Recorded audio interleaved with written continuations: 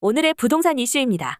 부동산 시장에서 공인중개사를 끼지 않는 직거래 비중이 급증했습니다. 올해 겨울 서울에서 사고 팔린 아파트 5채 중 1채는 직거래였습니다. 상당수가 가격을 시세 대비 수억 원씩 낮춘 것으로 보아 가족 간 증여성 매매일 가능성이 짙습니다.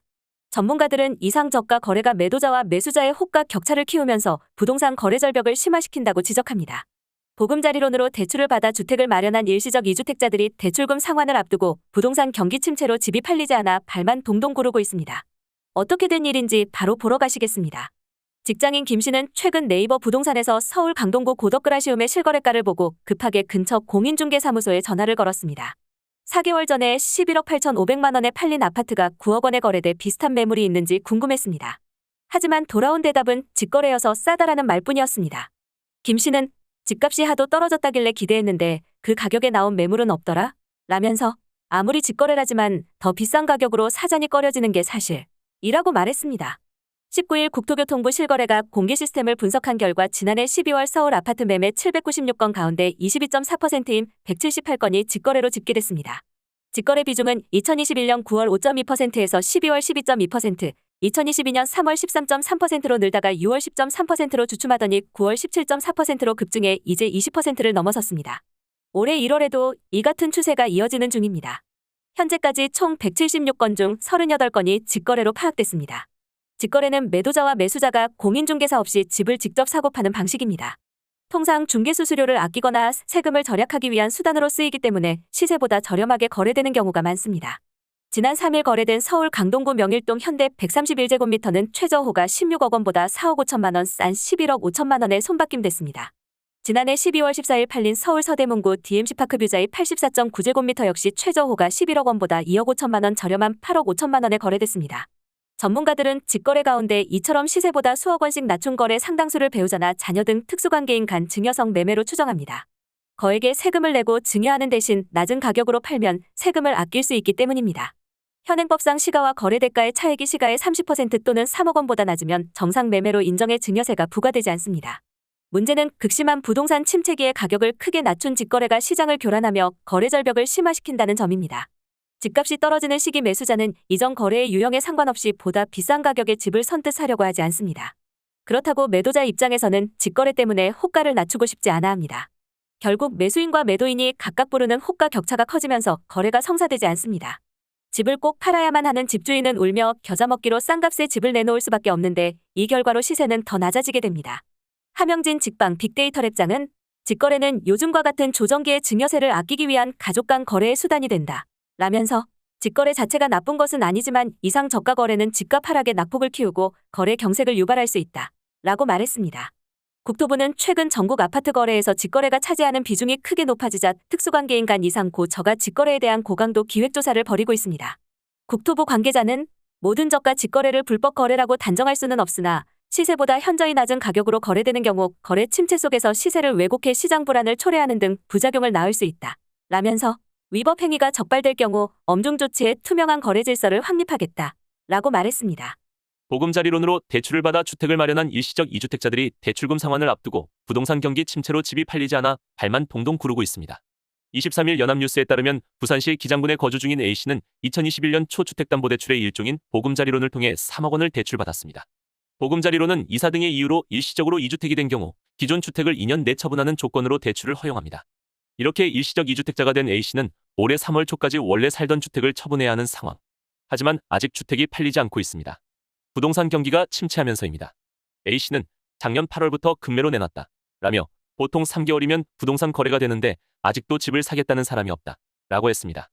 A씨가 올해 3월까지 집을 팔지 못하면 어떻게 될까요? 일단 대출금 3억 원 전액을 일시 상환해야 하는 것은 물론 앞으로 3년간 보금자리론을 이용할 수도 없습니다.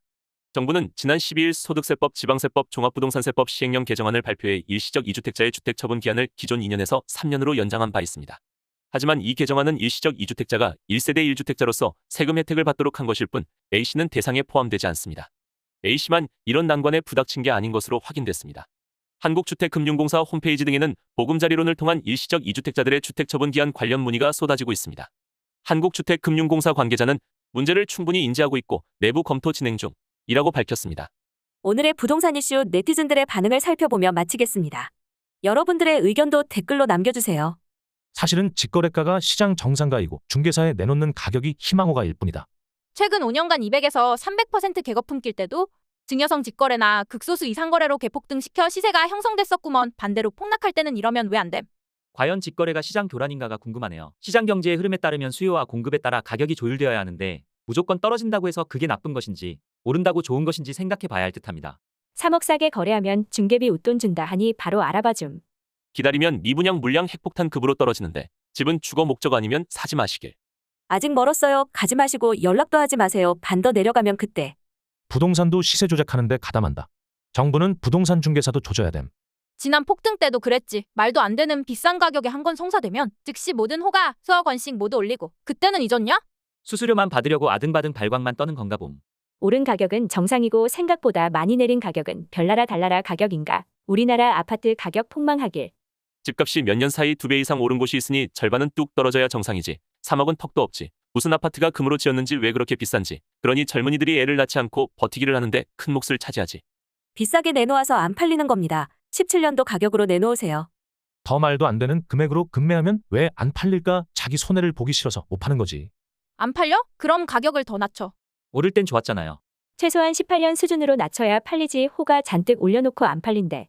뭘 또 검토를 해. 이 사람은 이래서 봐주고 저 사람은 저래서 봐주고 다 사정 봐주면 뭐하러 정책을 하냐.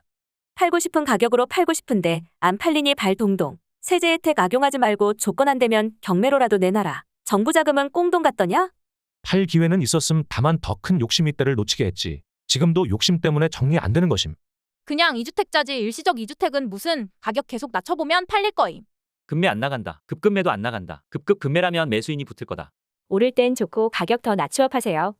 욕심을 내려놔야지 팔리죠. 그리고 일시적 2주택이라는 게 말이 안 되죠. 증여 상속이 아니라면 사정이야 어쨌든 간에 기존 집을 먼저 처분하고 집을 사셨어야죠. 안타깝네요. 갑자기 오른 건 괜찮고 갑자기 떨어지는 건 안 괜찮냐? 쭉쭉 더 내려간다. 소비자가 무신경해야 부동산 가격이 내려간다. 건설사가 사주인 언론 기레기들의 부추김이 제일 문제. 심리가 무섭긴 하네요. 저도 작년까지만 해도 내 집 없이 살다가 죽는 건가 싶어서 서럽고 우울했는데 상황이 이렇게 되니까 집 사고 싶은 마음이 뚝 떨어져요. 유동성 확보를 더 하고 싶어지는 요즘입니다. 지금 한국 경제에 큰 위기가 와 있는데 인구 줄고 공급도 늘면서 집값이 폭락할 가능성이 있습니다. 지금의 일시적인 고금리가 집값 하락의 주요 원인이 아니어요. 다들 조심하세요. 갭 투자를 투기라고 보는 시선이 중요하다. 전세가 바닥을 찍고 금리가 고점을 찍고 최소 6개월에서 1년 이상 지나야 최고치의 충격이 옵니다. 아직 최대치의 충격은 오지 않은 거임. 적어도 올해 하반기는 돼야 충격다운 충격이 오죠. 여기까지 네티즌들의 반응이었습니다.